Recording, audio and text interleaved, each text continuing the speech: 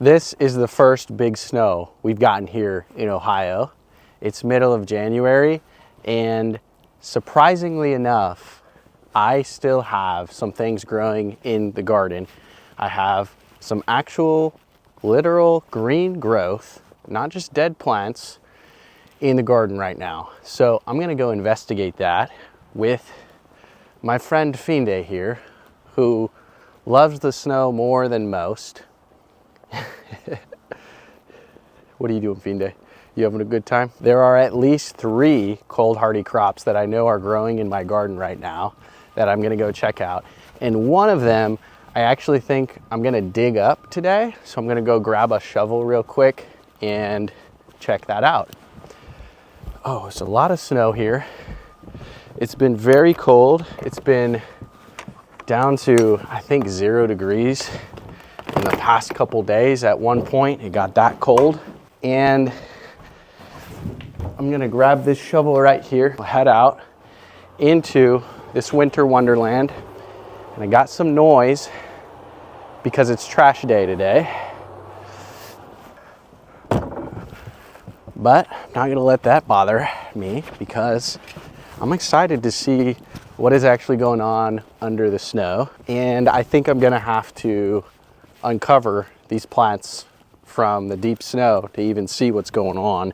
We've got quite a few inches here on the ground, probably at least 3 or 4 inches or so. Finde's doing his thing over there. On the way over to this garden bed where I do have some plants growing, I just want to show a few other things. This is one of my sunflowers that I'm leaving in the ground. I'm gonna see if maybe I can trellis some peas up this sunflower. And obviously this is what the majority of my plants are looking like this time of year. Here's one of my beds where I had a ton of cosmos flowers, and I still have this fig tree and this fig tree in the bed as well.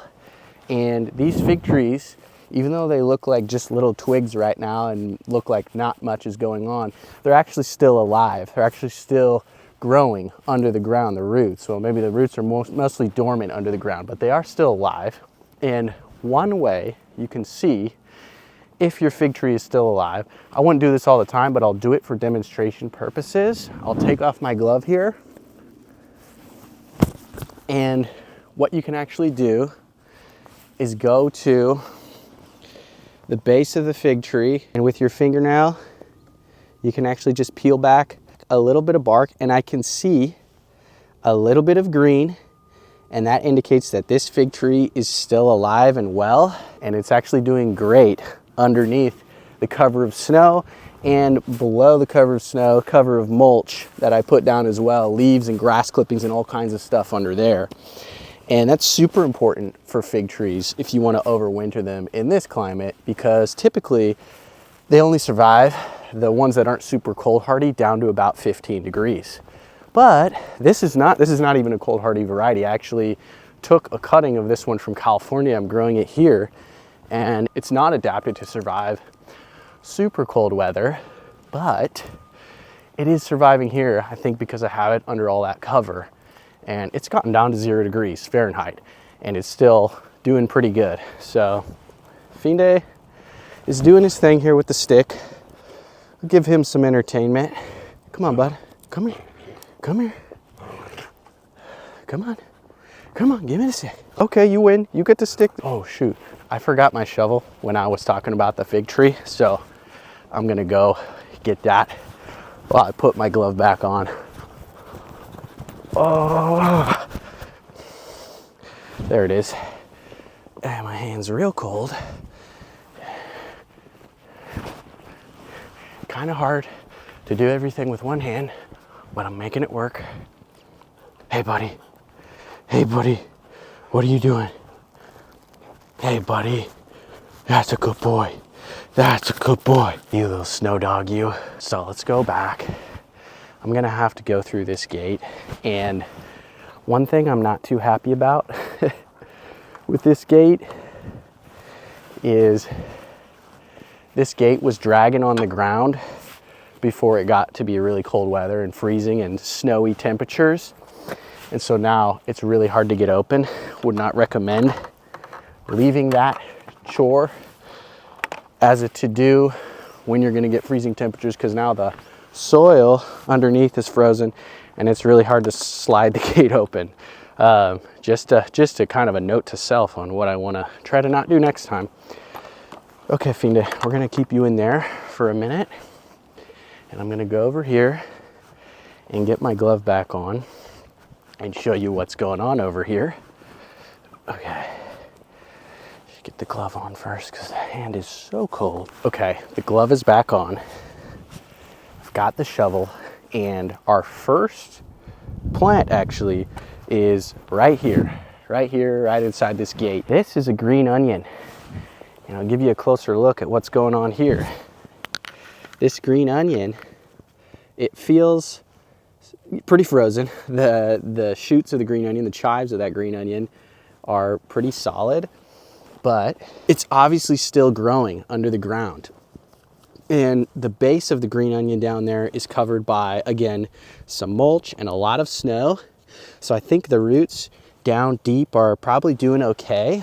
Green onions will send up the green leaves, and then eventually they'll produce a stalk that will then produce seeds, and those seeds will fall into the ground, and then you'll get more green onions later on. So this is why I'm leaving this one in the ground. And this I actually just planted from a grocery store onion, organically grown. You can take those and put those in the ground, and you'll have unlimited green onions because it will drop seeds, and you won't have to ever plant a green onion again. And over here, I really don't have a ton growing.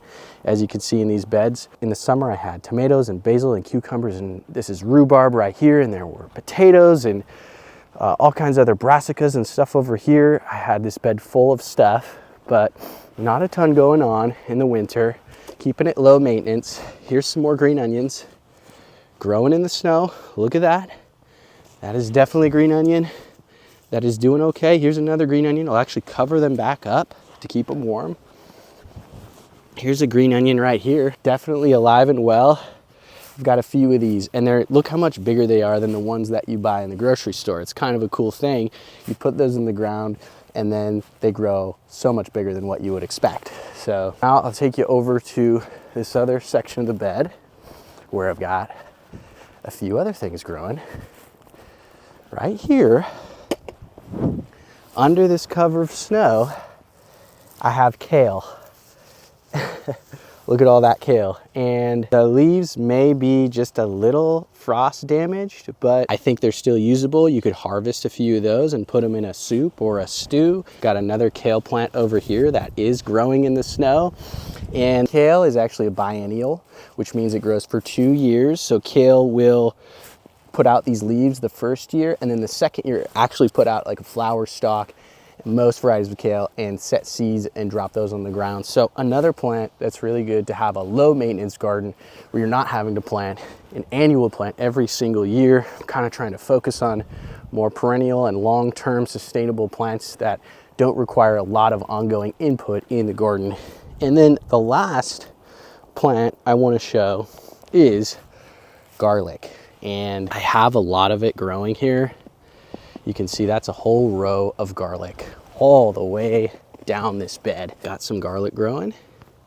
It's very interesting that it's still doing okay underneath all of this snow. These greens might be a little bit frozen, but again, still usable. You could harvest the tops of these garlic greens and chop them up to add in a little extra garlic flavor. Interesting thing about garlic is it is a perennial. It will actually divide underground into the one bulb will divide into multiple cloves underground, and those will split out into smaller garlic plants. Typically garlic is planted in the fall and then harvested in the late summer. I harvested some of my garlic, but I left a lot of it in these beds here because I was curious what would happen. I'm doing kind of an experiment to just let things grow on their own. I'll go over here to the garlic. I'm actually gonna dig up a couple of these garlic bulbs. I'm curious to see how far along they've got and if we could use them in a recipe or something like that. So got my shovel here, and I will just go down in, and the ground is really quite frozen right now. So I have to go pretty deep in there. Yeah, really frozen. Really frozen. I'm doing this with one hand and 1 foot, but I really want to get down there. Oh, that is so frozen. Okay. Okay. I really want to see what is going on down here. It is pretty frozen down there. I'm going to dig a little bit more.